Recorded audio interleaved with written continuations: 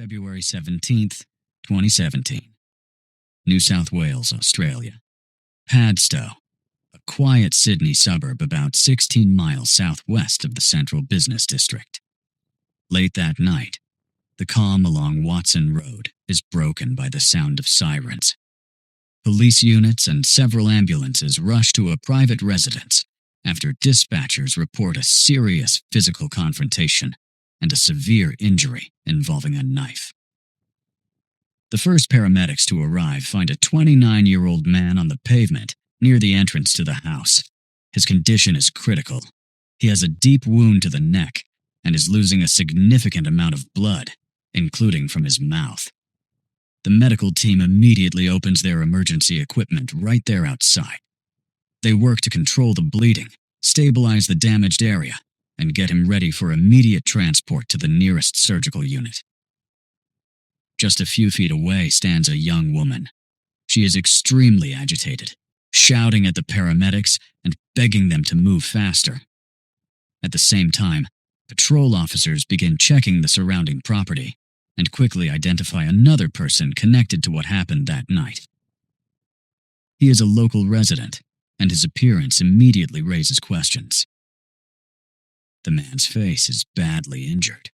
Officers can clearly see fresh bruising consistent with heavy blows, multiple marks across his face, and most unusually, several torn injuries that appear consistent with forceful human bites.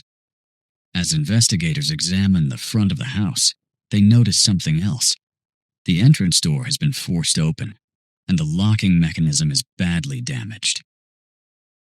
Now, just look at what emergency crews are dealing with at this point. 3 people are gathered outside the same house, and nothing about the scene seems to fit together logically. One man is rapidly losing blood after being injured with a knife. Another has been severely beaten with bare hands and bitten. The third person is panicking and begging paramedics to save the first man. And behind all of them is a door that has apparently been forced open.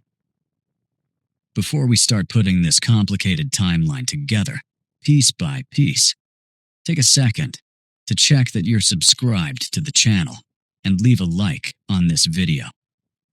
Your support is what allows me to spend the time digging through court records and putting together detailed, fact-based breakdowns like this one. Done? Great. Let's keep going. Despite everything the paramedics do on Watson Road, they cannot save the 29-year-old man.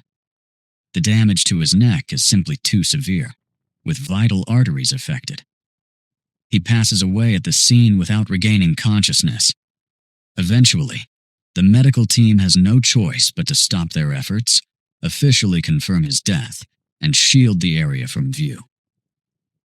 From that moment, the property becomes an active crime scene involving a fatal incident. Police stretch yellow crime scene tape around the area and completely block traffic along the street. Following standard safety procedure, officers enter the house to make sure there are no other armed individuals inside. There, they discover 2 more women. They are neighbors of the woman who has been taken into custody. Both are deeply shaken by what they have just witnessed, and they immediately become key witnesses in the investigation. Police instruct both women to remain where they are. Meanwhile, outside the house, the injured local man is separated from everyone else and turned over to paramedics for immediate medical attention.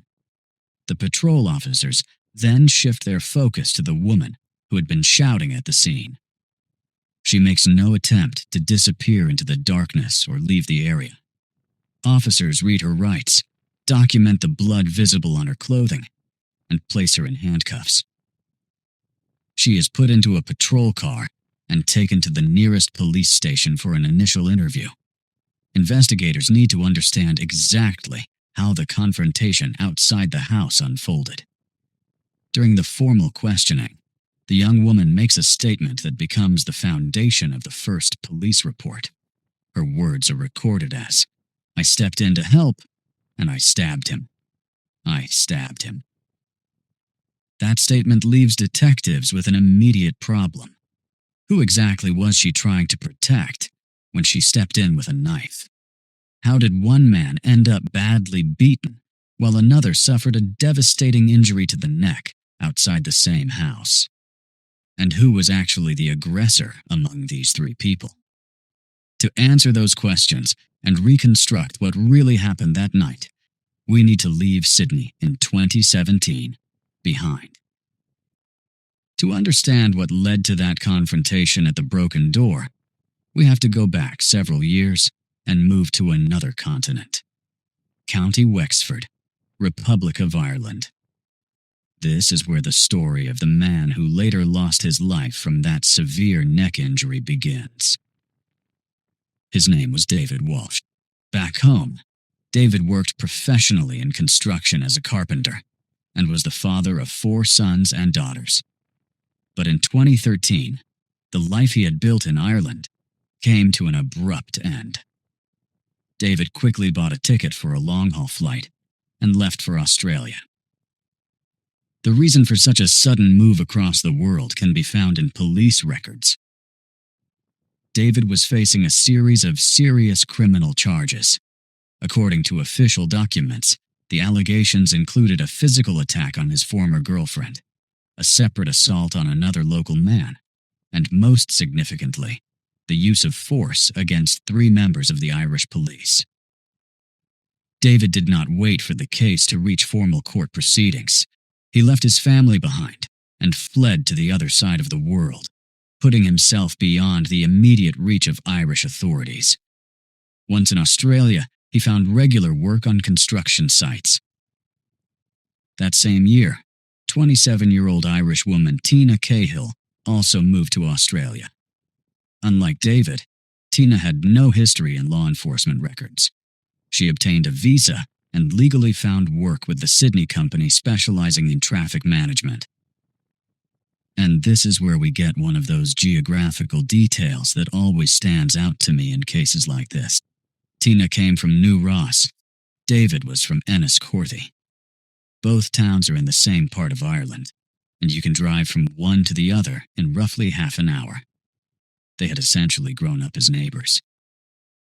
And yet, back in Ireland, their paths had never crossed. They had no mutual friends, had never met, and neither of them even knew the other existed. Their paths finally cross in 2014, more than 9,000 miles from the towns where they grew up. They meet at a pub in Bondi Junction, a busy area of Sydney. David and Tina happened to be at the same place during a night out. 2 Irish expats with the same cultural background quickly find plenty to talk about. What starts as a casual conversation at the bar soon develops into a serious relationship. Before long, they decide to live together and begin renting rooms in the same house that investigators will later examine as a crime scene. 2 of Tina's friends also move into the property, turning the house into a shared rental occupied by the couple and their roommates. If you look for the couple's digital footprint from that period, everything appears completely normal. Their social media pages are filled with photos of them together on trips and casual days out. The public image reaches its peak on December 31st, 2016. On New Year's Eve, Tina and David officially announce their engagement. In the photos they post, they look genuinely happy. Tina shows off her engagement ring. Both of them smile directly at the camera, and hundreds of congratulatory messages arrive from relatives back in Ireland.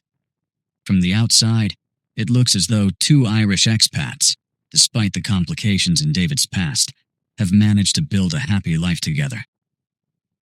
Looking at those pictures, one question immediately comes to mind when you compare them with the case records. How does a couple publicly preparing for a wedding end up at the center of a fatal incident only 5 weeks after getting engaged? How do those wide smiles in their photographs turn into handcuffs and yellow police tape? To understand what actually happened between those 2 moments, we have to look beyond what they were showing people online. Because behind those carefully selected posts, the picture was very different. The happy updates eventually give way to court orders, while neighbors begin regularly hearing shouting and the sounds of physical confrontations coming from inside the house. To understand what life was really like inside the Watson Road property, we need to go back to 2015. By that point, police patrols had become regular visitors to the address. Neighbors repeatedly contacted emergency services because of ongoing shouting, the sound of breaking glass, and furniture being damaged inside the house. The records from this period show a relationship built around constant mutual control. According to witness testimony, David became extremely possessive, and that behavior quickly escalated into physical aggression. He was willing to throw punches at practically any man who simply looked at Tina for too long. His outbursts happened right inside their home. During one argument, he completely destroyed a brand new television by hurling a heavy glass bottle directly into the screen. Tina, meanwhile, later told investigators about behavior that was far less visible and even more disturbing. According to statements documented in the case, she described repeated intimate encounters without her consent. Tina claimed that David pressured and forced physical intimacy on her, sometimes taking advantage of moments when she was deeply asleep. Just think about the dynamic here for a moment. In most criminal cases, we are used to seeing a fairly clear distinction between the aggressor and the person being targeted. But here, that familiar pattern starts to break down. The aggression is no longer moving in only one direction. Instead, the relationship develops into a daily cycle in which both of them are physically harming each other. In September 2015, Australian authorities finally intervene and issue a protective order intended to protect Tina. It is a legally binding order that prohibits aggressive behavior of any kind. But a court order on paper does nothing to stop the situation from escalating. On October 3, Isabel Jennings, who is staying in a neighboring room, hears another intense argument and steps into the hallway to see what is happening. Upstairs, she finds David already injured. He's sitting on a couch with both hands wrapped around his head. At that moment, Tina slowly walks up the stairs. She is holding her right hand tightly behind her back. As she reaches the couch, Tina suddenly leans toward David and strikes him 3 or 4 times in rapid succession around the head. Isabel later tells the court that at first she assumes Tina is simply hitting him with her fist. It takes her several seconds to realize that Tina is actually holding a knife. And remarkably, even after that serious attack and the resulting blood loss, David flatly refuses to call the police. He insists that Tina never intended to cause him any real harm. They could only keep the consequences of these confrontations hidden from authorities for so long. By November of that same year, another serious incident takes place. Once again, Isabel comes running after hearing dishes breaking and finds David crying with a deep cut across his forehead. The case records describe exactly how he was injured. During an argument, David threw a heavy glass candle holder at Tina. With her back turned toward him, she immediately picked it up and forcefully threw it back over her shoulder, striking David in the head and leaving him with a serious wound. This time, the incident leads to actual criminal charges and a court case. For throwing the candle holder, Tina is officially found guilty of recklessly causing injury. As part of her sentence, the court orders her to complete a mandatory rehabilitation program lasting several weeks, specifically designed for people with a history of aggressive behavior in relationships. And there's another major development. This time, David is granted his own protective order against Tina. So now we have 2 people with active protective orders against each other. Both have used knives, heavy household objects, and their fists during confrontations. Both have repeatedly suffered serious injuries. And these are the same two people who, just over a year later, will post those happy engagement photos online. So what exactly triggered the final outbreak of aggression on that February night? And how did a completely unrelated local man end up badly beaten outside their home? To trace the chain of events that eventually led to the call to emergency services, we need to go back just a few hours. Late on February 16th, the evening gradually moves into the early hours of February 17th. Tina, David, and their two roommates leave their neighborhood for a night out at several bars. Investigators later reconstruct their movements around Sydney almost minute by minute. The group of four first arrives at the pub inside the Grand Hotel. After spending some time there drinking, they decide to move on and take a cab to the bar at the Doncaster Hotel. That is where another argument breaks out between Tina and David after they have been drinking.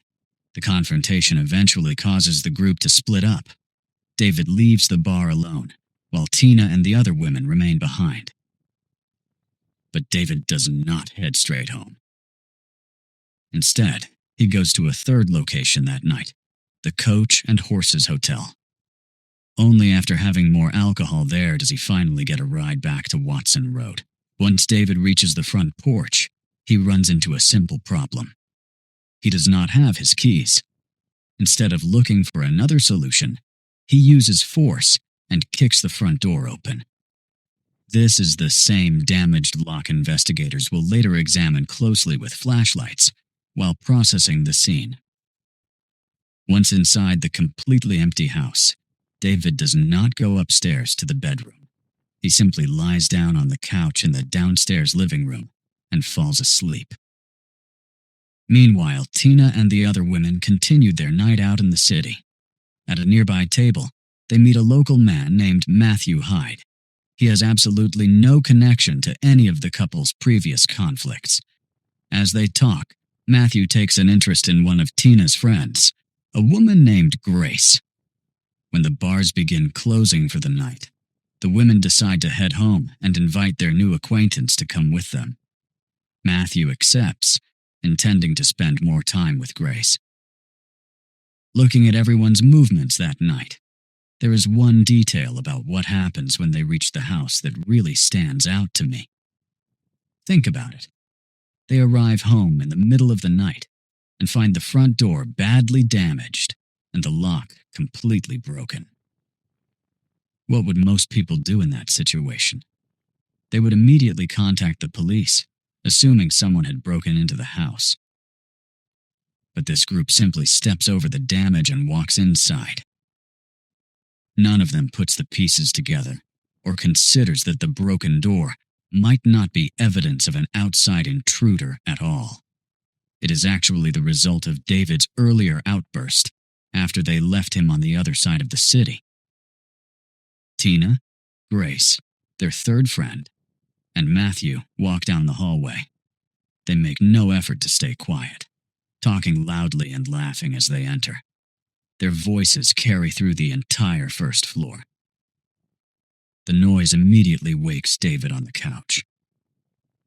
He opens his eyes, gets up, and focuses on the people who have just walked into the house. And the first thing he sees in his own living room is a man he has never met standing near Tina. What happens next makes no sense by any normal standard of behavior. David does not even try to find out who the man is or why the women brought him home. He wakes up, sees a complete stranger standing just a few feet from Tina, and reacts instantly. "Who the hell are you?" he shouts as he charges forward. David lands a heavy blow on Matthew from behind, immediately knocking him off balance and sending him to the living room floor. From that point, the confrontation becomes completely uncontrolled. David gets on top of Matthew and repeatedly strikes him with his fists. He grabs Matthew firmly by the hair, and forcefully drives his face into the floor. During the struggle, David even uses his teeth, biting the man across the face. That is how Matthew ends up with the deep injuries officers will later notice when they arrive at the house. Injuries unusual enough to immediately raise questions about exactly what had happened inside that living room. Trying to stop a large man in that level of aggression proves physically difficult. Tina rushes in to help Matthew. She grabs David by the arm, trying to pull him away, and starts shouting at him. She keeps trying to explain one simple fact. This man came home with Grace. He has absolutely nothing to do with Tina.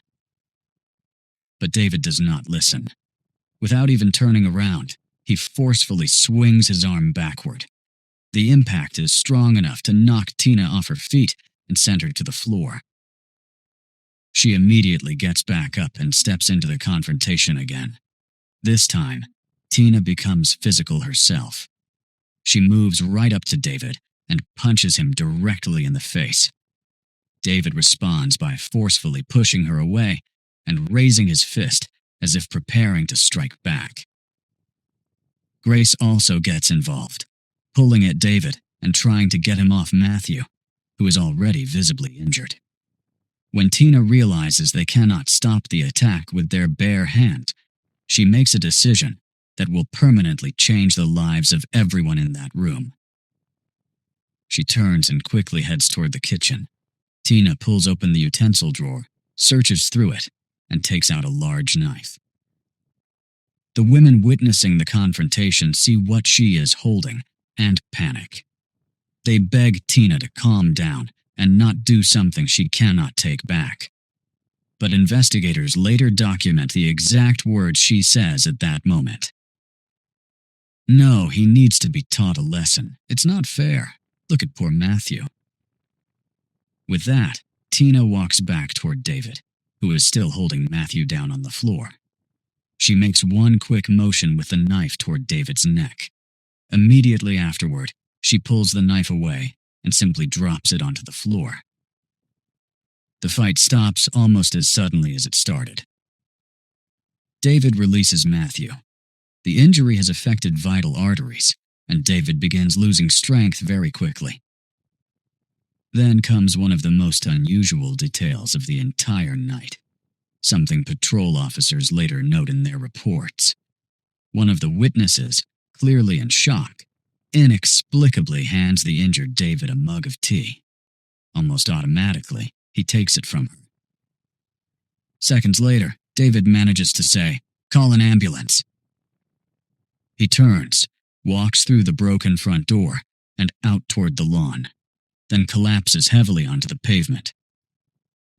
There is one part of this story that really stands out to me: how quickly the circumstances close in around everyone involved.